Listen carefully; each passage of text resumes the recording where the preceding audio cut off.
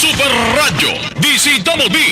Babalik na raw ho sa bansa mga kapuso yung ilan po sa ating mga kababayan na sakay ho noong barko. Oo, na tanker na inatake ho, missile attack ng Houthi rebel.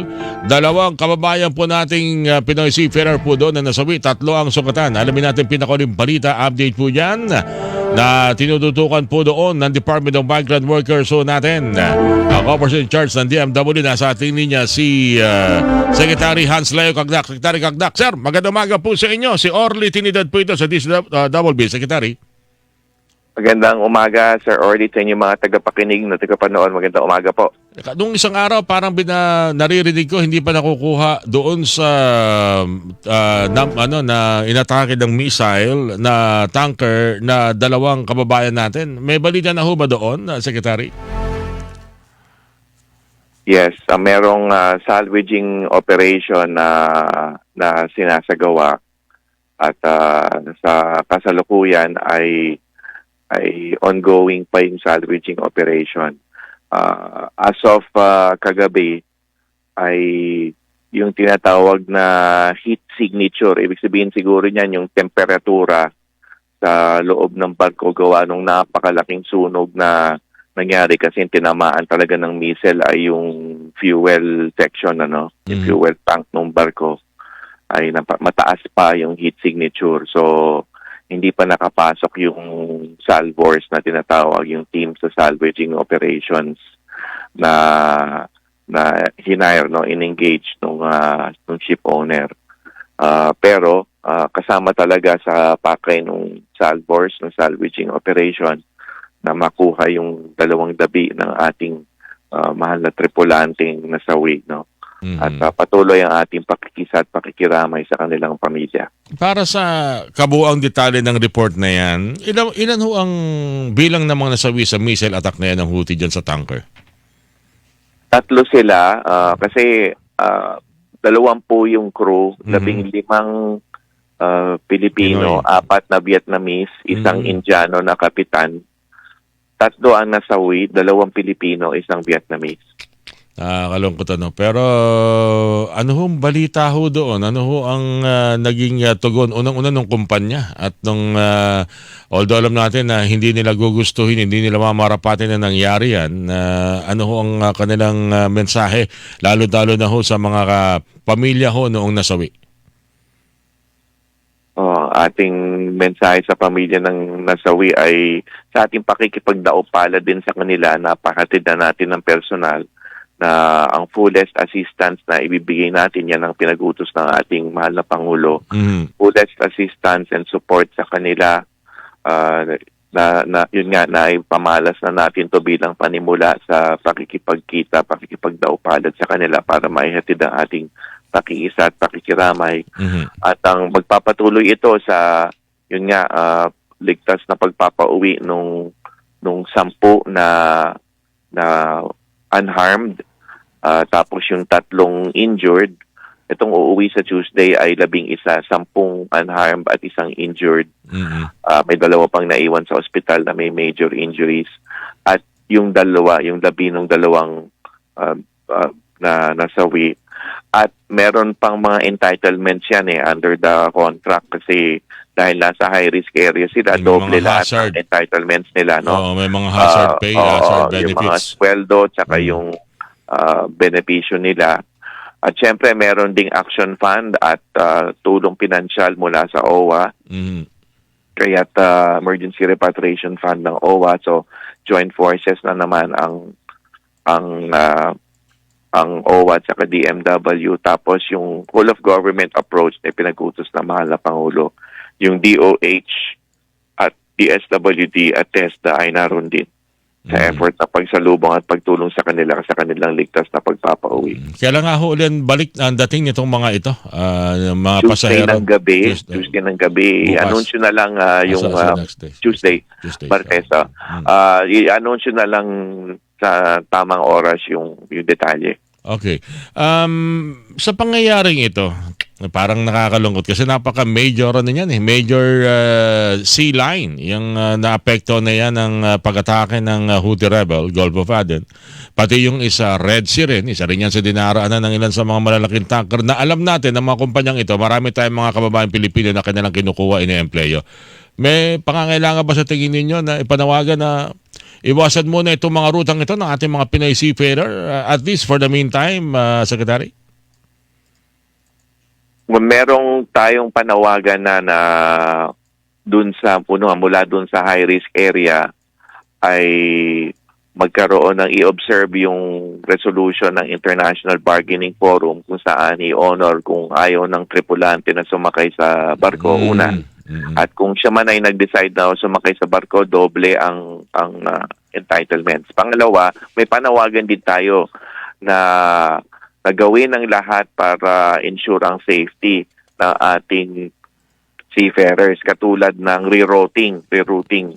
Kasi meron namang alternative route which is yung around the Africa, no, around the Cape of Good Hope sa Africa. Sa taas. Mas malayo, dadagdagan ng 2 o 3 araw ng biyahe. Siyempre may epekto din yan sa seafarers dahil dagdag ng oras ng trabaho. Dagdag ng kita pero dagdag rin ng oras ng trabaho. Ibig sabihin yung fatigue nila, no? Fatigue factor na tinatawag. Sea fatigue. Sabi, yes. At ang isa pang panawagan natin, maglagay ng armed guards or security personnel. Dito sa barkong natamaan ng missile, merong armed guards, may 3 armed guards na nakasakay. Kaya lang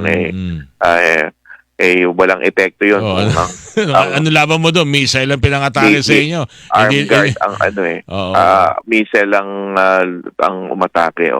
Alright. Itong mga binabanggit natin na mga ruta na pwedeng alternate, anong balita ninyo? Positibo ba ang pagtanggap dito sa suggestion na ito ng mga kumpanya na tumatangkilik ng mga Pinoy seafarer, o sila mismo nagsasabi na kung hindi nyo kaya, ikukuha kami ng iba? May mga ganun bang usapan na ganyan, na Secretary? Well, nakita ko yung chart nung mga dumadaan sa Red Sea at Gulf of Aden nung isang araw.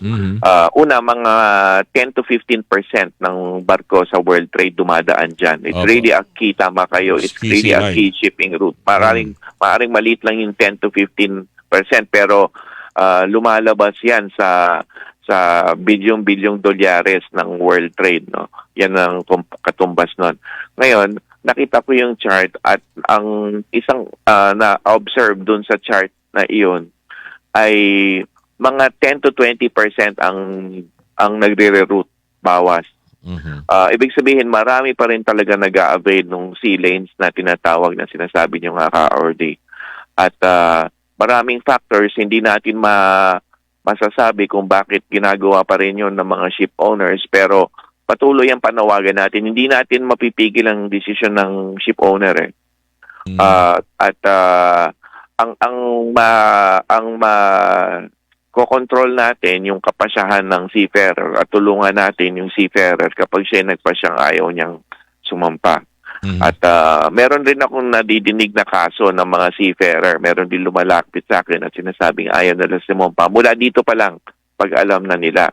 Pero meron kasi mga sitwasyon na halimbawa naglayag yung barko sa China.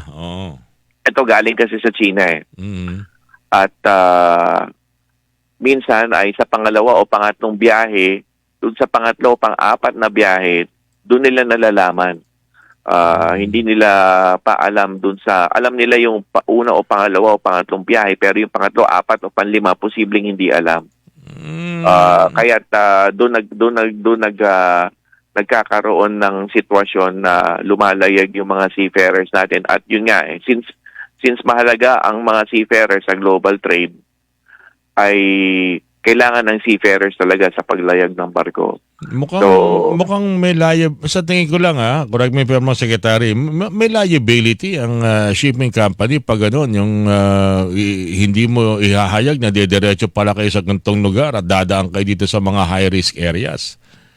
Yes, kaya meron din tayong panawagan sa International Maritime Organization na meron tayong delegasyon doon na nagpunta nung isang araw para sa London para may komperensya para sabihin sa kanila na naalarma tayo at nag-aalala tayo. At etong nangyari dito sa barkong True Confidence, hindi dapat maulit ito. At dapat nga tama kayo, Ka-Orly, mag-step up na sa mga necessary precautions kasi hindi nahinto eh. In fact, lumala pa nga eh kasi merong supposed na pag-atake ng US at UK sa mga Yemeni targets ng Houthis na sa Yemen targets na sa insofar as Houthi locations are concerned. Pero hindi na ibsan eh. So kailangan talagang magkaroon na ng malinaw na patakaran ng rerouting. Hindi naman natin masisisi sa puntong ito yung sino ba namang airline o sino ba namang cargo ship o cargo tanker company ang gugusting mangyari yan. Pero at least to inform yung kanyang mga crew kung saan pupunta, saan dadaan, karapatan din siguro nung lalo na kung ang mga sakay niyan mga kababayan natin Pilipino, Secretary, ano po? Yes, tama kayo. Dapat merong kaukulang responsibilidad na ipaabot alam ito at magkaroon ng right to refuse sailing na i-honor ng mga ship owners. Nung isang araw, maybe about a month before this happened, dineklara ang Gulf of Aden na high-risk area. Oo nga po. So supposedly, which kung saan nangyari yung attack, no? Supposedly, maiibsan o matitinag itong mga ship owners para i-step up yung security and of course yung rerouting pag-isipan at i-honor yung right to refuse sailing ng mga seafarers, maging malinaw yung proseso kung paano sila makaka-refuse ng sailing. That's good. Anyway, Secretary, maraming salamat sa iyong pagbibigay ng impormasyon at maraming salamat din po sa paggalinga sa ating mga kababayan na nagtatrabaho sa ibang bansa, lalo na po ating mga Filipino seafarers. Secretary, maraming salamat po sa inyo at magandang umaga. Maraming salamat Ka-Orly sa inyong tagapakinig, tagapanood. Magandang umaga din po. Mga kapuso, Department of Migrant Workers, OIC, Secretary Hans Leo Kakdak ang inyo pong napakinggan.